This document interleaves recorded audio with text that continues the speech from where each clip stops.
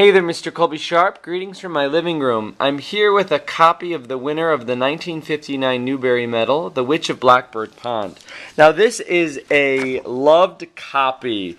This comes from my school library. You can see it's taped. You can see the binding, the spine is broken. While I was reading this book, I had a hard time because oftentimes the pages would just fall out. So I was stuck holding the page. So that was rather amusing at times. Also, I love when I check out a book from my school library that still has the due date stamps in the back. We don't use these anymore. But you can see the top sheet, 1984, and then below it, when you go to see the first time this book was checked out, the first year it was checked out was 1972. Now, my school was built in 1972, so this book probably was a part of the opening collection, and it's never been lost. It's pretty badly damaged, so I probably will have to discard this book. But it is fun to see how loved it is and to imagine and think about all the kids who have checked out this book over the last 40 plus years. Now, Mr. Sharp, this is the first book that we've read for the Newbery Challenge that I've given 5 stars to.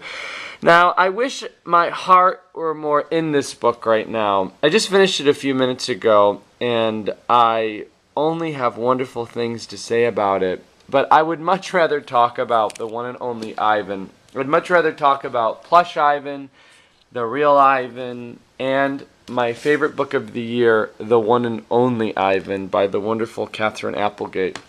Now, Mr. Sharp, as you know, I traveled this summer. My friend Donna and I traveled with Plush, the one and only Ivan. Those of you who don't know, who are watching this video, who are not Colby Sharp, you might not know why I took the one and only Ivan. Well, I have my students nominate characters who they think would make a good road trip mascot. Previous winners have been Scaredy Squirrel, Knuffle Bunny, Frankie Pickle, Argyle, Owlie, and I take that character on a road trip, and they pose in front of various places.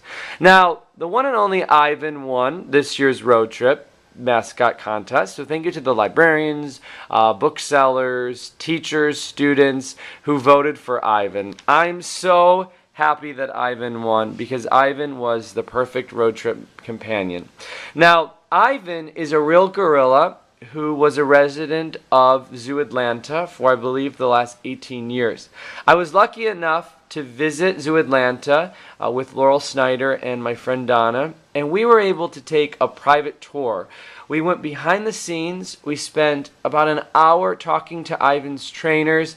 Ivan's trainers loved Ivan so much. Ivan loved his trainers so much.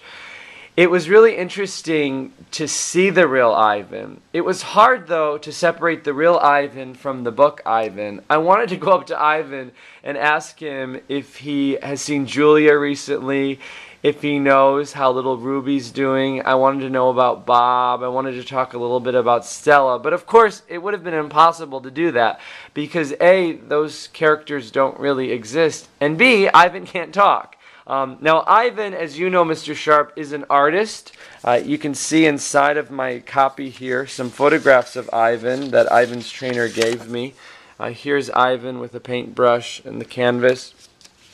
And then here's another one of Ivan painting. You can see what a deep thinker Ivan was. Now, I keep saying was, so those of you who don't know, Ivan passed away earlier this week.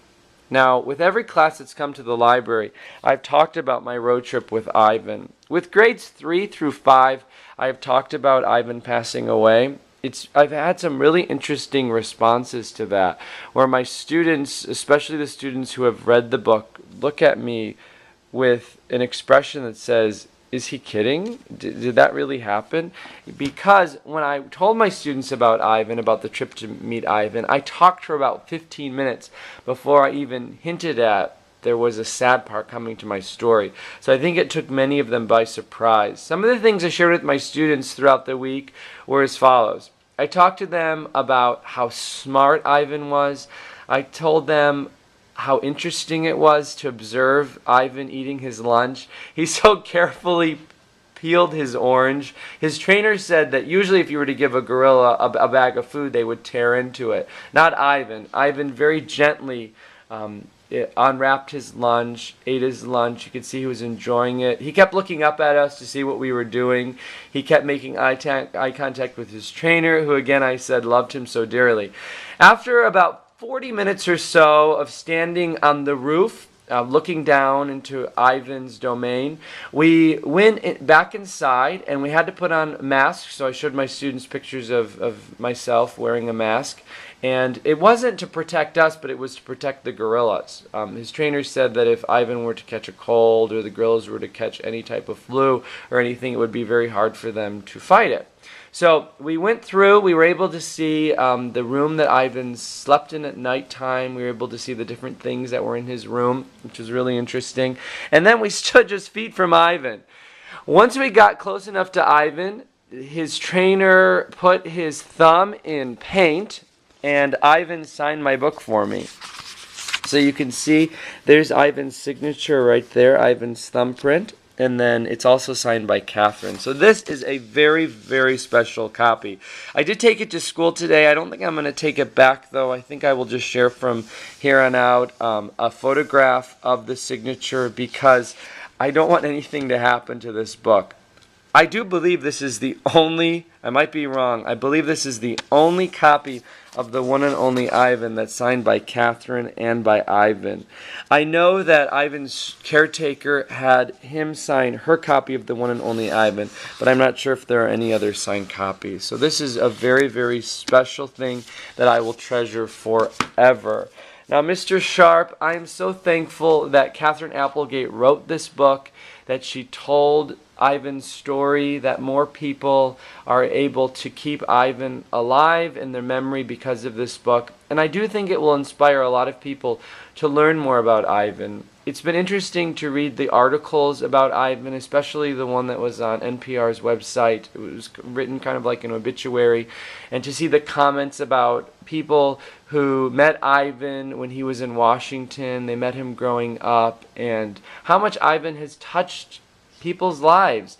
And the conversations that I had with my students about Ivan's time at the mall and Ivan's time before the mall, and how the zoo for the last 18 years or so, I believe 18 years Ivan lived there, they just wanted Ivan to be happy.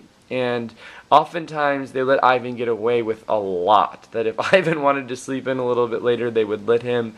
They felt Ivan earned the right to rest a bit more than the other gorillas. But Ivan lived in a very loving place, so that makes me very happy.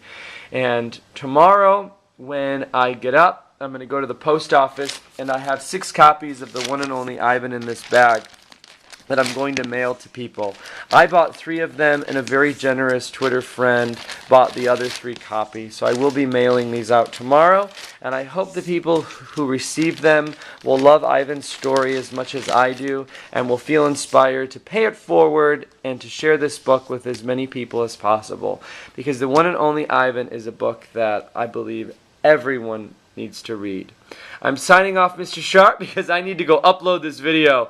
It needs to go live in about about an hour or so. So I hope you, Mr. Sharp, are having a wonderful day, and I cannot wait for us to connect our students again this year, and I know we're going to have many discussions about Ivan and Catherine Applegate's masterpiece, The One and Only Ivan.